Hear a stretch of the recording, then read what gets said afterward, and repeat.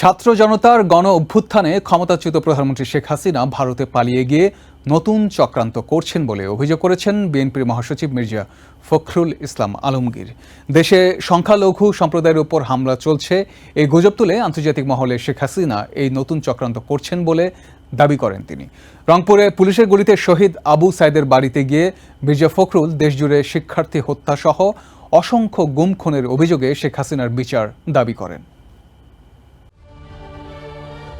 কোটা সংস্কার আন্দোলন ঘিরে দেশজুড়ে সহিংসতার প্রতিবাদে ছাত্র জনতার গণ অভ্যুত্থানে ক্ষমতাচ্যুত প্রধানমন্ত্রী শেখ হাসিনা ভারতে পালিয়ে গিয়ে চুপ করে বসে নেই, এমন অভিযোগ করেছেন বিএনপির মহাসচিব মির্জা ফখরুল ইসলাম আলমগীর। তিনি বলেছেন, ভারত থেকে আবার চক্রান্ত শুরু করেছেন শেখ হাসিনা।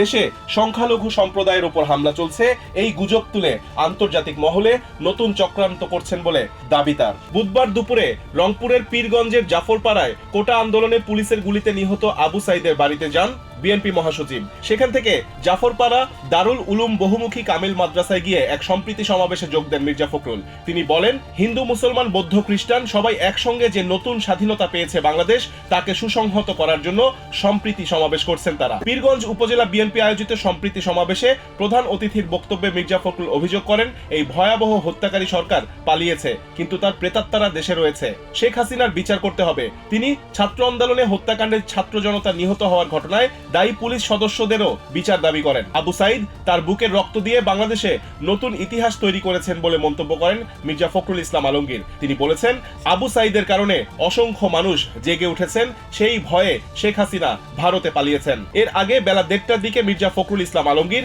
আবু সাইদের বাড়ি যান। সেখানে তিনি বিএনপির স্থানীয় নেতা কর্মীদের নিয়ে আবু সাইদের কবর জিয়ারত শেষে সাইদের পরিবারের সদস্যদের সঙ্গে দেখা করেন।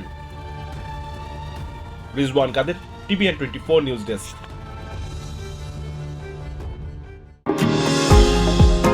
নিউ ইয়র্ক থেকে সম্প্রচারিত TVN 24 টেলিভিশন বিশ্বজুড়ে বাঙালির কণ্ঠস্বর।